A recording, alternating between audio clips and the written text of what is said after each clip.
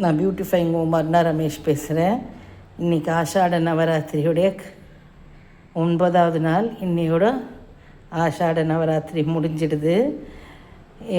யார் ஒருத்தரும் வராகி கும்பிடுறவங்க 9 நாள் கும்பிட முடியலைன்னா கூட நாள் பஞ்சமி கடைசி நாள் 9வது நாள் கும்பிட்றது ரொம்ப விசேஷம்.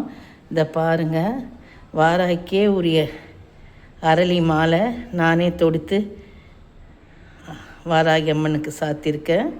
இதை பாருங்கள், வாராகி விளக்கில் உட்காந்துருக்கா. வாராகிக்கு சிகப்பு கலர் பூ தான். மில்க் ஸ்வீட் வச்சுருக்கேன். மாதுளம் பழம் தான் ரொம்ப விசேஷம். பானகம் ரொம்ப விசேஷம். அதே போல் இன்றைக்கி கடைசி நாள் இல்லைங்களா, அதாவது பஞ்சமி போல், பஞ்சமிக்கு 5 விளக்கு போடுறது போல் மருதாணி இலை நடு மத்தியத்தில் கொஞ்சம் வச்சு 5 விளக்கு நெய் தீபமே போட்டிருக்கேன்.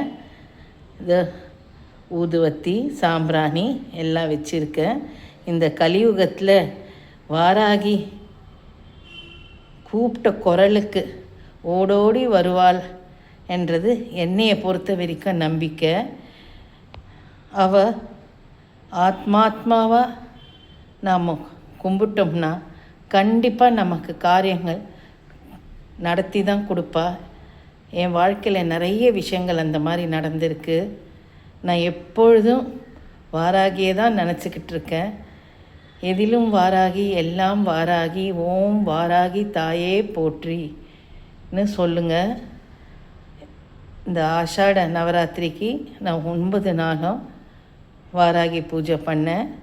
எல்லோரும் எல்லா நலமும் வளமும் பெற்று சிறப்புடன் வாழ வைப்பாய் தாயே என்று வேண்டிக்கிறேன்.